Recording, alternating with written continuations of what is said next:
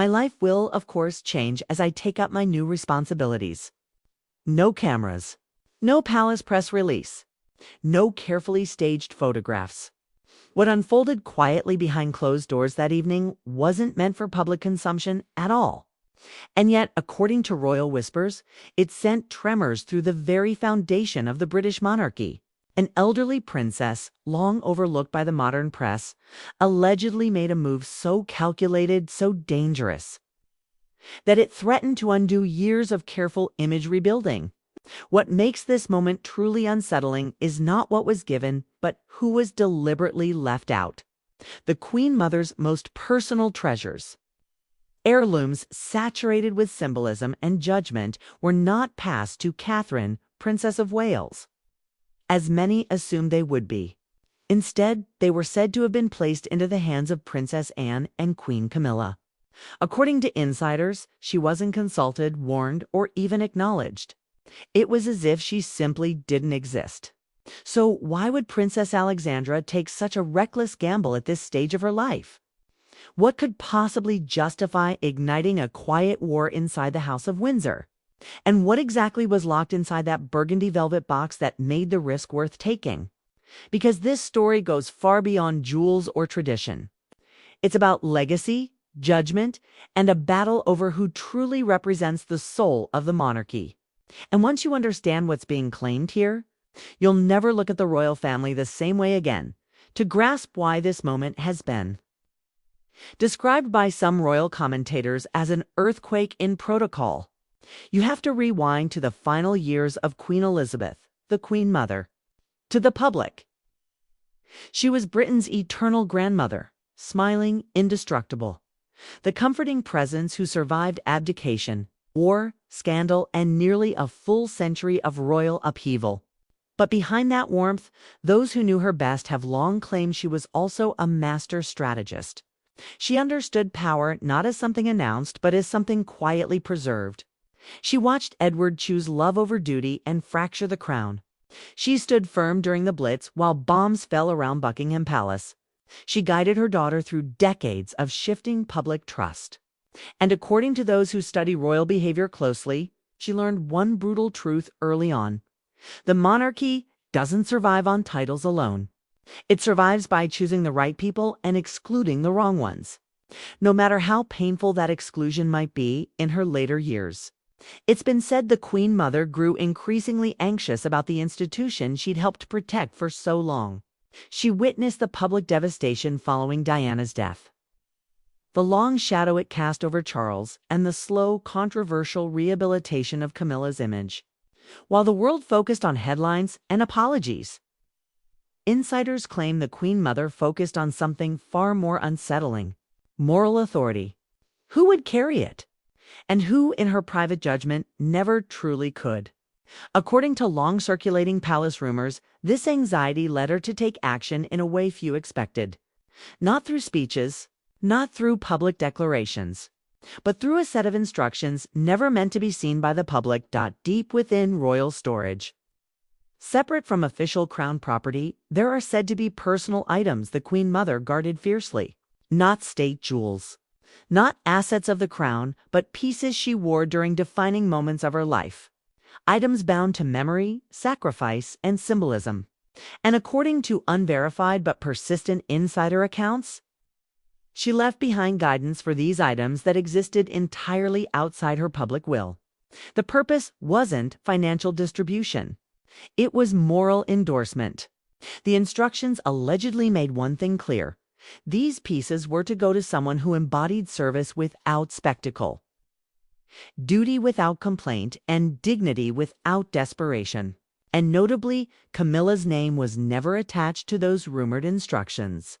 Whether by omission or intent, that silence has fueled years of speculation for a long time.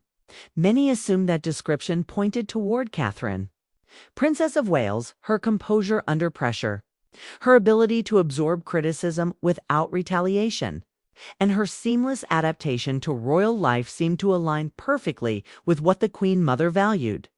But according to those who interpret these rumors differently, that assumption missed something crucial: longevity. The Queen Mother wasn't looking for future promise. She was said to be honoring a lifetime already lived, decades of unbroken service without applause. And when viewed through that lens, one name keeps surfacing again and again. Princess Anne. Anne has never chased public affection. She has never positioned herself as a victim. She has never packaged her role for sympathy or relevance. Year after year, she quietly outworked every other royal, often topping engagement lists without comment or recognition. While scandals swirled around the family, she remained untouched. While others spoke of burden, she multiplied her responsibilities. To some royal historians, if the Queen Mother were searching for a living embodiment of her values, Anne would have stood out unmistakably. And if that's true, then the question becomes far more unsettling. How did those instructions finally surface? This is where Princess Alexandra enters the story. A woman rarely discussed in modern royal coverage, yet uniquely positioned within the family's inner sanctum. As the Queen Mother's niece and longtime confidant, Alexandra represented something almost extinct in the modern monarchy: absolute discretion. No interviews. No brand, no leaks. According to those familiar with her role, she was trusted not only with memories, but with secrets. Dangerous ones. And for more than 2 decades, it's believed she carried the weight of unfinished business, waiting, watching, measuring. The moment when honoring her aunt's wishes would no longer be avoidable. That moment, insiders suggest, arrived during the transition following Queen Elizabeth II's death. As the monarchy shifted under King Charles, lines of loyalty, legacy, and symbolism were being redrawn. And according to Palace Whispers, Alexandra realized that if she didn't act now, the Queen Mother's intentions would be permanently buried under protocol. Because once Camilla was firmly established as Queen Consort, no one would dare challenge that structure. So she moved quietly, carefully, and allegedly very late one night. She arrived with a box that had not been opened since 2002. What happened next has never been confirmed. There are no official logs, no statements, no acknowledgments. But multiple royal commentators claim this same core detail. Princess Anne was present. Not Catherine, not Camilla Anne. The meeting is said to have taken place away from staff and documentation, centered on a velvet container marked only with initials that carried enormous weight. QM, Queen Mother. And when it was opened, the meaning was unmistakable. These were not gifts. They were judgments. Inside, according to long-standing speculation, were items rich with symbolism. A brooch worn during wartime, pearls associated with final public appearances, pieces that carried the weight of continuity and conscience rather than glamour. And most significantly, there are claims of a letter, a personal message written not to flatter, but to affirm. Words that frame these heirlooms not as decoration, but as responsibility, as confirmation that service, not position, defines legitimacy. Whether every detail of that letter exists exactly as rumored is impossible to verify. But the reaction attributed to Anne speaks volumes. She is said to have resisted at first, not out of rejection, but discomfort, because accepting meant something else entirely. It meant standing as a living contrast. According to sources close to the family, when Camilla eventually became aware of what had allegedly taken place, the emotional impact was devastating. This wasn't tabloid noise. This wasn't public criticism. This was judgment rendered by the most revered matriarch of them all, from beyond the grave. And there was no rebuttal, no appeal, no way to rewrite that verdict. King Charles, caught between loyalty to his wife and reverence for his grandmother's legacy, reportedly did the only thing that wouldn't inflame the situation further. He stayed silent. Anne, true to form, did the same. No announcement, no explanation, just continued service. Until one quiet public appearance changed everything. When she was seen wearing a piece long believed lost to history, royal watchers immediately understood the implication. The palace said nothing. Anne said nothing. But the message was unmistakable. Acceptance without triumph. Duty without celebration. And for many observers, it confirmed what they had long suspected, that in the monarchy, titles may define rank. But character defines legacy, and this is where the story becomes even more unsettling. Because if these rumors are even partially true, then the Queen Mother is still shaping the monarchy decades after her death. Her values, her judgments, her exclusions. And if there are more sealed instructions, more letters, more truths waiting behind locked doors. The question isn't whether they'll surface. It's when and who will be left standing when they do. What followed in the weeks after that quiet appearance was something the palace couldn't control, no matter how carefully it tried. Online forums lit up first, then royal commentators, then mainstream outlets began circling the same uncomfortable question. Why that brooch? Why now? And why in? The silence from Buckingham Palace didn't calm the speculation. It poured gasoline on it. In royal history, silence is never neutral. It's strategic. And when combined with a symbol as loaded as the Queen Mother's personal jewels, it becomes deafening. Behind palace walls. According to those familiar with internal dynamics, the mood shifted dramatically. Camilla continued performing her duties, smiling for cameras, attending engagements, standing beside the king. But those closest to her noticed a change. Her presence grew quieter. Her confidence, once carefully rebuilt over years, seemed shaken. This wasn't about public approval anymore. This was about something far worse. Private judgment. A verdict rendered by a woman the entire institution revered as its moral compass. And unlike press criticism, this one couldn't be rebutted, spun, or waited out. It came from history itself. Those who sympathize with Camilla argue she has endured enough. Decades of hostility. Being cast as the villain in a tragedy that consumed the monarchy. Slowly, painfully, she rebuilt her image through consistency and restraint. But that's precisely why this moment cuts so deeply. Because according to the narrative now circulating, none of that mattered to the Queen Mother. Rehabilitation wasn't redemption. Endurance wasn't absolution. In her private assessment, Camilla may have been acceptable as queen consort, but never as the moral steward of the crown's conscience. And if that interpretation is even close to accurate, it explains the intensity of the reaction behind closed doors. King Charles found himself trapped in a nightmare scenario no monarch prepares for. Defend his wife and risk appearing to override his grandmother's final wishes. Say nothing and allow a narrative to form that his own family viewed Camilla as fundamentally unworthy. According to insiders, he chose paralysis. Not because he didn't care, but because any action would make it worse. In monarchy, some battles are lost the moment they exist. The only move left is survival. Meanwhile, Anne did what she has always done. She worked. She attended engagements. She showed up early and left late. She didn't lean into the symbolism, but she didn't retreat from it either. Those close to her say she was deeply uncomfortable with being framed as a contrast to Camilla. She never asked to be elevated at someone else's expense. But refusing the Queen Mother's legacy would have been interpreted as rejection, not of jewels, but of values. And it understood that better than anyone.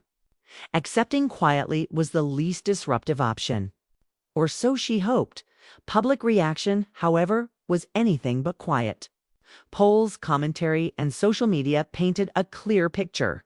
The majority sided with an not out of hostility toward Camilla, but admiration for consistency, for decades of service without complaint, for embodying something the public increasingly feels the monarchy has lost, a sense of duty untethered from image management. In that context, the jewels became something far larger than heirlooms. They became a symbol of what people wanted royalty to represent again. Camilla's response, according to those who've spoken anonymously, was not anger for the cameras. It was withdrawal. She didn't lash out publicly. She didn't leak counter-narratives. She internalized it. Staff noticed longer stretches in private quarters, fewer spontaneous interactions, a heaviness that hadn't been there before. One insider described it as someone realizing they had reached the ceiling of acceptance, that no matter how much effort followed, there would always be an invisible line she could never cross. And perhaps the most haunting detail came from a private family gathering months later. No press, no staff leaks, just relatives. Anne wore a simple strand of pearls said to be from the Queen Mother's collection. Camilla noticed. Just for a second. Their eyes met. Then Camilla looked away. No confrontation, no words. But everyone present felt the weight of it. A quiet acknowledgement that some judgments don't need to be spoken to be understood. This is where the story stops being about individuals and starts being about the monarchy, self. Because what this situation exposes is a truth royal institutions rarely admit. Power isn't only inherited, it's remembered.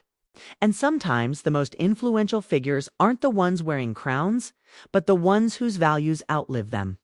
The Queen Mother may have passed more than 2 decades ago, but if these accounts are accurate, she is still shaping outcomes, still influencing legitimacy, still determining who embodies the crown's moral authority.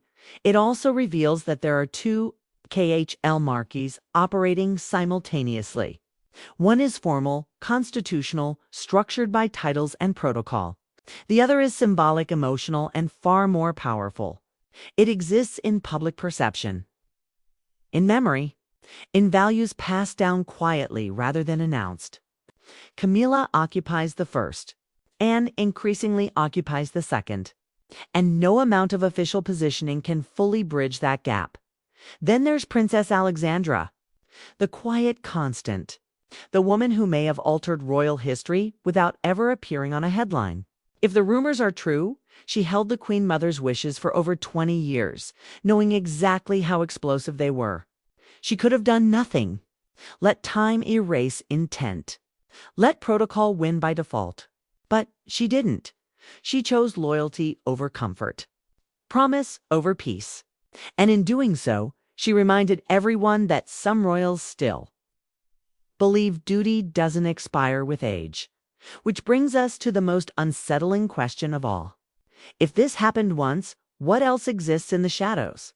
Royal watchers have long whispered about additional sealed boxes marked only with initials. Private letters, diaries, instructions never meant for immediate execution. If the Queen Mother took the time to plan this carefully, is it really so far-fetched to believe there are more judgments waiting? More endorsements, more exclusions, more truths that could redraw internal lines all over again. Because if history has taught us anything, it's that the royal family's most explosive moments rarely come from public scandals. They come from private decisions finally surfacing. And when they do, they don't just damage reputations. They redefine legitimacy. So here's the question that refuses to disappear. Was Princess Alexandra right to honor the Queen Mother's wishes, even knowing the pain it would cause? Or should protocol always override personal instruction, no matter who it came from? And more unsettling still, should the dead be allowed to govern the living? Or do their values deserve enforcement long after their voices are gone? If you were King Charles, what would you do? Reclaim the jewels and protect your wife's dignity? Or remain silent, allowing history to unfold even if it means permanent judgment against the woman you love? This story isn't just about royalty. It's about families, legacy, and whether honoring the past sometimes comes at too high a cost in the present. Because in the end, the Queen Mother's greatest power may not have been her crown, her popularity, or her longevity. It may have been her ability to choose who truly represented the monarchy's soul, and through quiet loyalty, unwavering service. And one velvet box opened at the right moment, that choice may have finally been revealed.